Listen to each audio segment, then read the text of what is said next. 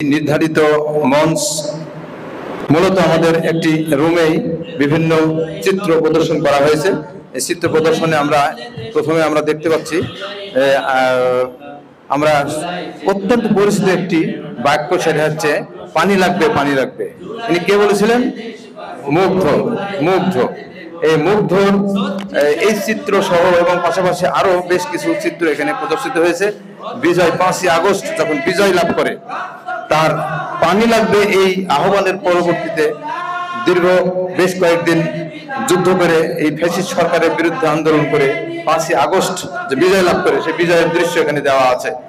এবং 16ই জুলাই আমাদের আবু সাইদ নিজের বুক পেতে দিয়েছিলেন, বুকের ভিতর দারুণ ঝড়, বুক পেতে সে গুলি করে, সেই সিনারি একটি দেওয়া আছে।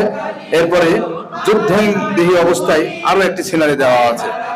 আবহাওয়া সাহিত্য সাংস্কৃতিক সংসদ যে সমস্ত চিত্রগুলো প্রদর্শনী করছে, তার শুরুতেই একটি চিত্র দেওয়া আছে। আমি ভাইকে শুরুতেই উদ্বোধনী কিছু কথা, চিত্র সহ উদ্বোধনী কথা বলার জন্য অনুরোধ করছি। আসসালামু আলাইকুম ওয়া রাহমাতুল্লাহ।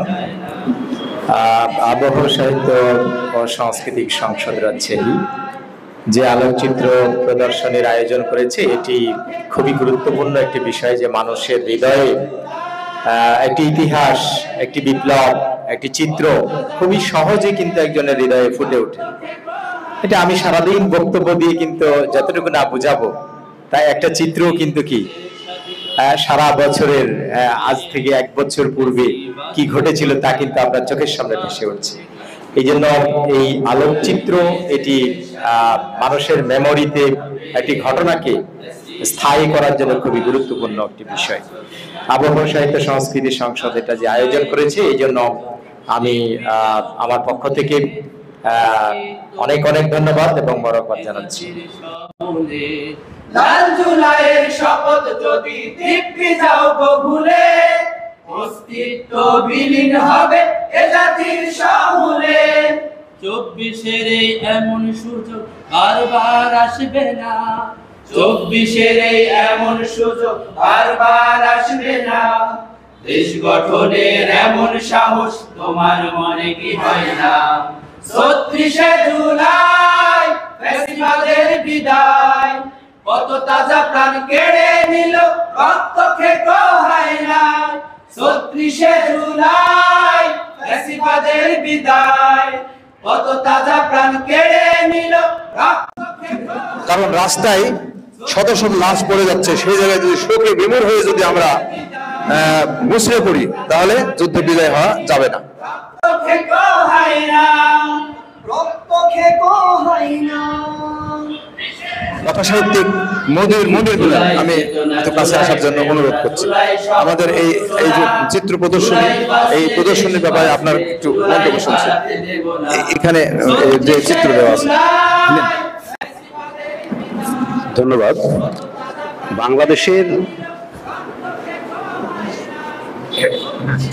এখানে যেটা বলা হচ্ছে, বাংলার শ্রেষ্ঠ প্রজন্ম 1971 সাল থেকে যদি আমরা দেখি, 1971 সালের পরেও, আমাদের মুক্তিযুদ্ধের পরেও কিন্তু মুক্তি ঘটেনি, আজও মুক্তি ঘটেনি। এই যে 89-এর যে আন্দোলন, তারপরে মুক্তি ঘটেনি। এবারে যে আন্দোলনটা হয়েছে, এখানে যারা আন্দোলনে আমরা ছিলাম, কেউ বিশ্বাস করিনি যে এই দানবীয় যে শক্তি, তাকে পতন ঘটানো সম্ভব। কিন্তু বুক চিতিয়ে যে প্রজন্ম দাঁড়িয়ে এই দানবকে ঘটাইতে সক্ষম হয়েছে, পলায়ন করতে সক্ষম হয়েছে, সেটা বাংলার 800 বছরের ইতিহাসে দ্বিতীয়বার ঘটেছে, লক্ষণ সেনের পরে। ধন্যবাদ স্যার। আহত বন্ধু যোদ্ধার আওয়াজ তোমার কানে কি যায় না?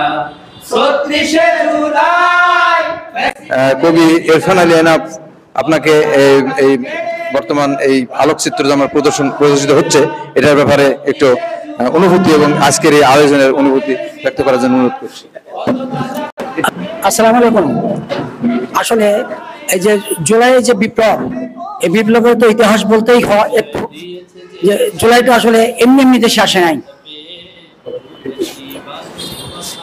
জুলাইয়ের সময় যেভাবে এই দানবীয় এই শক্তিটাকে আমরা তো কেউ ভাবতেই পারি নাই যে দানবীয় শক্তি এখানে নামানো যাবে, এখান থেকে ঘোরানো যাবে। কিন্তু এই জুলাইয়ের যে আত্মত্যাগ এই আত্মত্যাগের মধ্য দিয়ে জুলাই বিপ্লব সমাধা হয়েছে। এবং এই আদিকাল থেকে আমরা দেখেছি যে বিপ্লব শুধু এইভাবেই কতবার আমার বয়সে আমি দেখলাম যে 1971, তারপরে 90, তারপরে 2008 যে ওই লাশের উপরে নৃত্য করা, এই যে বারে বারে যে বিপ্লব আসছে, এই বিপ্লবের কথাই তার সারাংশ এসে দাঁড়ালো 24শে আগস্ট। আমি এটাই বলতে চাচ্ছি যে আমাদের বিপ্লব আসলে চলতে থাকবে, পৃথিবী চলা পর্যন্ত বিপ্লব আমাদের চলতেই থাকবে। 1/36/2024 আমরা যদি জানি যে 5 আগস্টের ইতিহাস ঐতিহ্য, অর্থাৎ এই মাসটিকে যে 6 দিন অতিক্রম করে ঠিক আছে ধরা হয়েছে। আমরা জানি অনেক যারা আন্দোলনের সাথে আমরা জড়িত ছিলাম, জিজ্ঞাসা করা হয়েছিল যে আসলে 36 জুলাই কেন, অর্থাৎ এই স্বৈরা শাসককে পতন ঘটানোর জন্য আমাদের আগস্ট 36 জুলাই 5 আগস্ট জুলাই আরো 5 দিন অতিক্রম করতে হয়েছিল। বিধায় এই জন্য 1 থেকে 36 জুলাই 2024 ঘোষণা করা হয়েছিল। আমরা এখানে দেখতে পাচ্ছি 25, 26, 1, 2 এবং আমরা 2 হাত তুলে আবু সাঈদকে আমরা দেখতে পাচ্ছি।